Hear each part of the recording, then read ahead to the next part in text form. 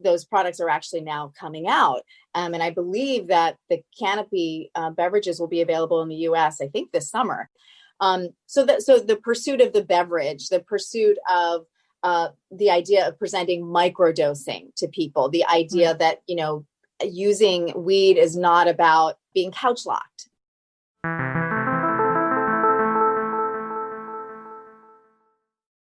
You're a mom of coming up to teens. How do you feel about them growing up in a world where marijuana is now replacing alcohol? I treat it as really any other substance. I mean, my kids are freshmen in high school, so they are teens now. Because of the pandemic, I don't have to worry so much about them going to parties because they're not going out. So we're in this kind of weird bubble right now. But I will say that reporting on this topic and being able to become steeped in the science and the politics and the business, it's allowed me to have some really great conversations with them. And I think my feeling is, your brain is still developing until your mid-20s. And I don't think whether it's alcohol or weed or any other substance that you shouldn't necessarily, you have to sort of as a kid think about the fact that also during these years, you tend to be more impulsive. And I think we've had some great conversations about being responsible. And I think that's where you have to start. And I also think for parents out there, and I have said this in a lot of interviews, I didn't understand there were all these derivative products of cannabis. And I think as a parent, you mentioned edibles and drinks and, of course, there's dabbing and vaping, and there's so many other ways to consume that can be highly potent. Having that conversation also with your child about the legal market versus the unregulated market. You've almost documented from, in the marijuana world, we'd say seed to sale, from cradle all the way up to now. And so you almost have an inside view that I don't think a lot of parents have, or even a lot of people that grew up in the 80s have, on exactly where this industry is going and what it's looking like it's kind of blossoming into.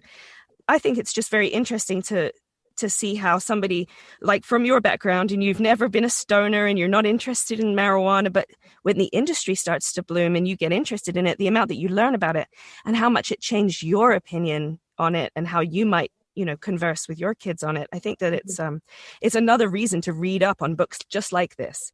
And I would just say also, it's changed the way I've talked about this with my contemporaries and my kids in terms of social justice and racial inequities in our country. And I think having the opportunity to talk to my kids about the racialization of drug policy in the US and the relationship to mass incarceration, and given what our country has been going through, particularly the past year, it was really cool, really gratifying for me to be able to make a connection between something I was working on with what was happening in the world and explain to my kids through the lens of cannabis how that has contributed to inequities and injustices in our country. And it's something that I've been able to talk about among my family, within my community, among my friends, because I'll be quite honest with you. I think, again, I don't think that up until the last really until the presidential election, when you had Cory Booker,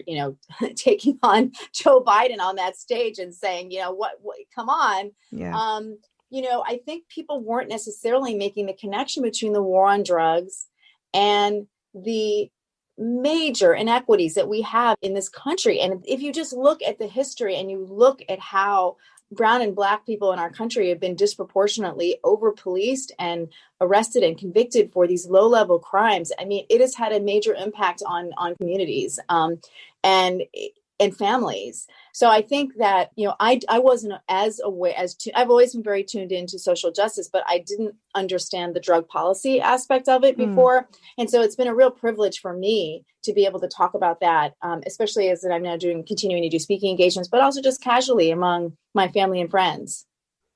I think it's a really important conversation to keep having, and that's sort of why it's important to educate ourselves as this industry continues to develop. So I thank you so much for coming on to talk to me about your book, Heather. It was a really fascinating read. I'm not somebody who really loves to read. I wish I was, but I could not put your book down. I thought it was really, really interesting. I know that I'm like, a weed nerd, but there was a lot that I learned in there, and I thought it was a really great book. So thank you so much. Thank you. Really appreciate it. And I'm so happy you're saying that you couldn't put it down, because that was really my goal. Was I really wanted to write it to be like a beach read. I wanted it to be entertaining, and I felt the challenge was taking this very complicated and very nuanced story and trying to find a way to make it really entertaining. So I'm so happy. Thank you so much. Yeah, you did it. Absolutely. Thank you so much, Heather.